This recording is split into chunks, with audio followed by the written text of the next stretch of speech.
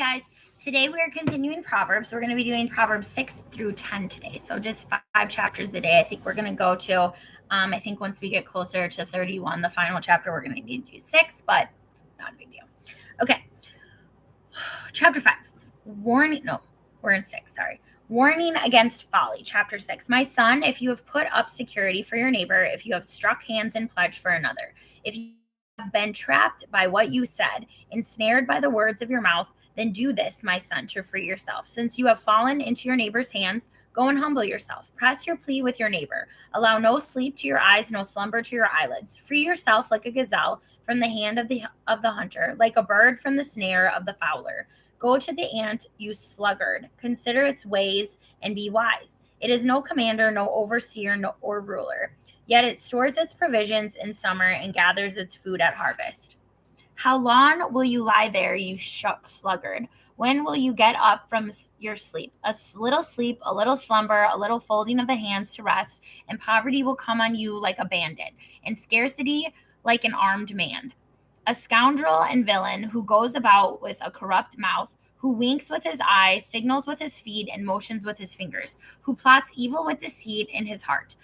He always stirs up dissension, therefore disaster will overtake him in an instant. He will suddenly be destroyed without remedy. There are 6 things the Lord hates, 7 that are detestable to him: haughty eyes, a lying tongue, hands that shed innocent blood, a heart that devises wicked schemes, feet that are quick to rush into evil, a false witness who pours out lies, and a man who stirs up dissension among brothers. Warning against adultery. Didn't we already have this? Warning against adultery. It's on there twice. It's that important. Okay, my son, keep your father's commands and do not forsake your mother's teaching. Bind them upon your heart forever. Fasten them around your neck. When you walk, they will guide you. When you sleep, they will watch over you. When you awake, they will speak to you. For these commands are a lamp. This teaching is a light. And the corrections of discipline are the way of life, keeping you from the immoral woman, from the smooth tongue of the wayward wife. Do not lust in your heart after her beauty, or let her captivate you with her eyes. For the prostitute reduces you to a loaf of bread, and the adulteress preys upon you your very life. Can a man scoop fire into his lap without his clothes being burned? Can a man walk on hot coals without his feet being scorched? So is he who sleeps with another man's wife. No one who touches her will go unpunished. Men do not despise as a thief if he steals, to satisfy his hunger when he is starving. Yet if he is caught, he must pay 7-fold, though it costs him all the wealth of his house. But a man who commits adultery lacks judgment. Whoever does so destroys himself. Blows and disgrace are his lot, and his shame will never be wiped away. For jealousy arouses a husband's fury, and he will show no mercy when he takes revenge. He will not accept any compensation. He will refuse the bribe, however great it is. Okay, so we have a devotion, and then we're going to go into chapter 7.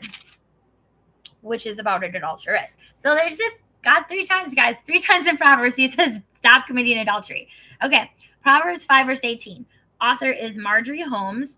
Proverbs 5, verse 15 to 23 is the passage. The good days of marriage. Dear Lord, thank you for the good days of marriage, the days when we wake up pleased with each other, our jobs, our children, our home, and ourselves. Thank you for our communication, the times when we can really talk to each other, and the times when we understand each other without so much as a gesture or a word.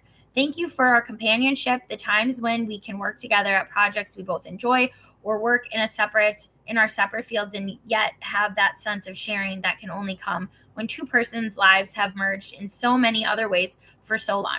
Thank you that we don't feel cut off from each other, no matter how divergent the things we do.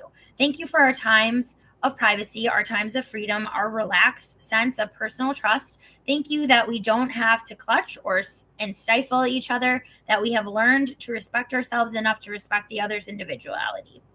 Thank you, Lord, that despite the many storms of marriage, we have reached these particular shores. Help us to remember them. Help us to hold fast to them, Lord.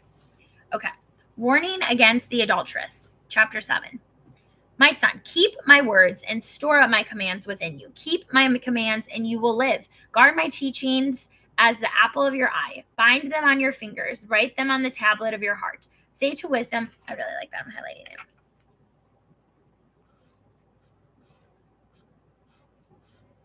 Okay.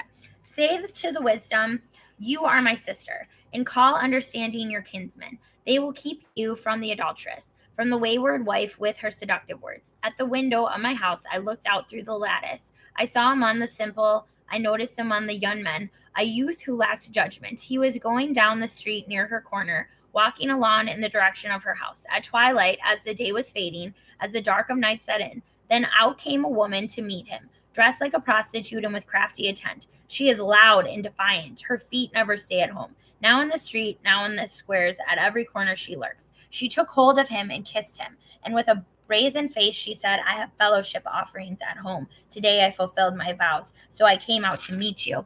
I looked for you and have found you. I have covered my bed with colored linens from Egypt. I have perfumed my bed with myrrh, aloes, and cinnamon. Come, let's drink deep of love till morning. Let's enjoy ourselves with love. My husband is not at home. He has gone on a long journey. He took his purse filled with money and will not be home till full moon. With persuasive words, she led him astray. She seduced him with her smooth talk. All at once he followed her, like an ox going to the slaughter, like a deer stepping into a noose, till an arrow pierces his liver, like a bird darting into a snare, little knowing it will cost him his life. Now then, my sons, listen to me. Pay attention to what I say. Do not let your heart turn to her ways or stray into her paths. Many are the victims she has brought down. Her slain are a mighty throne. Her house is a highway to the grave, leading down to the chambers of death. This can also go for men, just saying. Okay, wisdom's call, chapter 8. Does not wisdom call out? Does not understanding raise her voice? On the heights along the way where the paths meet, she takes her stand. Beside the gates leading into the city at the entrance, she cries aloud, to you, O men, I call out. I raise my voice to all mankind. You who are simple, gain prudence. You who are foolish, gain understanding. Listen, for I have worthy things to say. I open my lips to speak what is right. My mouth speaks what is true, for my lips detest wickedness. All the words of my mouth are just. None of them is crooked or perverse. To the discerning, all of them are right. They are faultless to those who have knowledge. Choose my instruction instead of silver, knowledge rather than choice gold. For wisdom is more precious than rubies, and nothing you desire can compare with her. I, wisdom, dwell together with prudence. I possess knowledge and discretion. To fear the Lord is to hate evil. I hate pride and arrogance, evil behavior and perverse speech. Counsel and sound judgment are mine. I have understanding and power. By me kings reign, and rulers make laws that are just. By me princes govern, and all nobles who rule on earth. I love those who love me, and those who seek me find me. With me are riches and honor, enduring wealth and prosperity. My fruit is better than fine gold. What I yield surpasses choice silver. I walk in the way of righteousness, along the paths of justice, bestowing wealth on those who love me and making their treasures full. The Lord brought me forth as the first of his works, before his deeds of old. I was appointed from eternity, from the beginning, before the world began. When there were no oceans, I was given birth. When there were no springs abounding with water, before the mountains were settled in place, before the hills, I was given birth. Before he made the earth or its fields or any of the dust of the world, I was there. When he set the heavens in place, when he marked out the horizon on the face of the deep, when he established the clouds above and fixed securely the fountains of the deep, when he gave the sea its boundary so the waters would not overstep his command, and when he marked out the foundation of the earth, then I was the craftsman at his side. I was filled with delight day after day, rejoicing always in his presence, rejoicing in his whole world, and delighting in mankind. Now then, my sons, listen to me. Blessed are those who keep my ways. Listen to my instruction and be wise. Do not ignore it. Blessed is the man who listens to me. Watching daily at my doors, waiting at my doorway. For whoever finds me finds life and receives favor from the Lord. But whoever fails to find me harms himself. All who hate me love death. So before we get into chapter 9, I got another devotion, guys. So this one is Beyond Boredom. It is by Carol Mayhall. It's from Proverbs 8, verse 30 and Proverbs 8, verse 22 to 31. Boredom can rob a person of joy. Apathy may not sink my boat, but it can become me and cause despair as the wind is taken out of the sails of my life. I thought about 2 verses in Proverbs. Wisdom is speaking, I was filled with delight day after day, rejoicing always in his presence, rejoicing in his whole world, and delighting in mankind.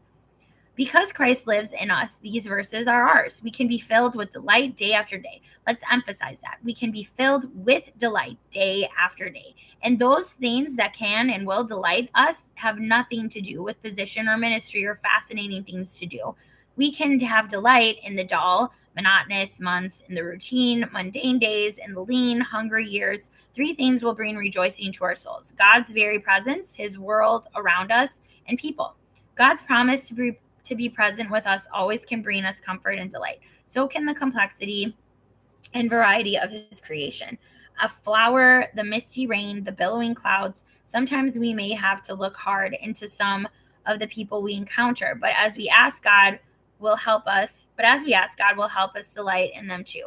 These are three pools of delight we can bathe in when we're young and strong, old and feeble, or incapacitated or ill. Anytime, any place, any condition. I'll probably have to remind myself often when dullness of soul creeps over me. But the truth is that God provides no excuses for boredom. Father, when I feel disgruntled, dissatisfied with the ordinary life you've given me, please remind me that my circumstances aren't necessarily the problem. When I feel like a plug has been pulled from the bottom of my soul and all the meaning has disappeared down a dark drain, remind me to look for your delights, your purpose in my everyday life until I find fresh joy in your presence, your world, and your people. Okay, chapter 9: Invitations of Wisdom and of Folly. Wisdom has built her house. She has hewn out its 7 pillars. She has prepared her meat and mixed her wine. She has also set her table. She has sent out her maids, and she calls from the highest point of the city, "Let all who are simple come in here." She says to those who lack judgment, "Come eat my food and drink the wine I have mixed. Leave your simple ways and you will live. Walk in the way of understanding. Whoever corrects or mocker invites insult. Whoever rebukes a wicked man incurs abuse. Do not rebuke a mocker, or he will hate you. Rebuke a wise man, and he will love you. Instruct a wise man, and he will be wiser still. Teach a righteous man, and he will add to his learning. The fear of the Lord is the beginning of wisdom, and knowledge of the Holy One is understanding. For through me your days will be many, and years will be added to your life. If you are wise, your wisdom will reward you. If you are a mocker, you alone will suffer. The woman folly is loud. She is undisciplined and without knowledge. She sits at the door of her house on a seat at the highest point of the city, calling out to those who pass by, who go straight on their way. Let all who are simple come in here. She says to those who lack judgment, stolen water is sweet, for eaten in secret is delicious. But little do they know that the dead are there, that her guests are in the depths of the grave. Chapter 10, Proverbs of Solomon. The Proverbs of Solomon. A wise son brings joy to his father, but a foolish son grief to his mother. Ill-gotten treasures are of no value, but righteousness delivers from death. The Lord does not let the righteous go hungry, but he thwarts the craving of the wicked. Lazy hands make a man poor, but diligent hands bring wealth. He who gathers crops in summer is a wise son, but he who sleeps during harvest is a disgraceful son. Blessings crown the head of the righteous, but violence overwhelms the mouth of the wicked. The memory of the righteous will be a blessing, but the name of the wicked will rot. The wise in heart accept commands, but a chattering fool comes to ruin. The man of integrity walks securely, but he who takes crooked paths will be found out. He who winks maliciously causes grief, and a chattering fool comes to ruin. The mouth of the righteous is a fountain of life, but violence overwhelms the mouth of the wicked. Hatred stirs up dissension, but love covers over all wrongs. Wisdom is found on the lips of the discerning, but a rod is for the back of him who lacks judgment. Wise men store up knowledge, but the mouth of a fool invites ruin. The wealth of the rich is their fortified city, but poverty is the ruin of the poor. The wages of the righteous bring them life, but the income of the wicked brings them punishment. He who heeds discipline shows the way to life, but whoever ignores correction leads others astray. He who conceals his hatred has lying lips, and whoever spreads slander is a fool. When words are many, sin is not absent, but he who holds his tongue is wise. The tongue of the righteous is choice silver, but the heart of the wicked is of little value. The lips of the righteous nourish many, but fools die for lack of judgment. The blessing of the Lord brings wealth, and he adds no trouble to it. A fool finds pleasure in evil conduct, but a man of understanding delights in wisdom. What the wicked dreads will overtake him. What the righteous desire will be granted. When the storm has swept by, the wicked are gone, but the righteous stand firm forever. As vinegar to the teeth and smoke to the eyes, so is the sluggard to those who send him. The fear of the Lord adds length to life, but the years of the wicked are cut short. The prospect of the righteous is joy, but the hopes of the wicked come to nothing. The way of the Lord is a refuge for the righteous, but it is the ruin of those who do evil. The righteous will never be uprooted, but the wicked will not remain in the land. The mouth of the righteous brings forth wisdom, but a perverse tongue will be cut out. The lips of the righteous know what is fitting, but the mouth of the wicked only what is perverse. Okay, so we will do 11 through 15 next time, guys. So that's it for Proverbs today. Have a great day. Bye.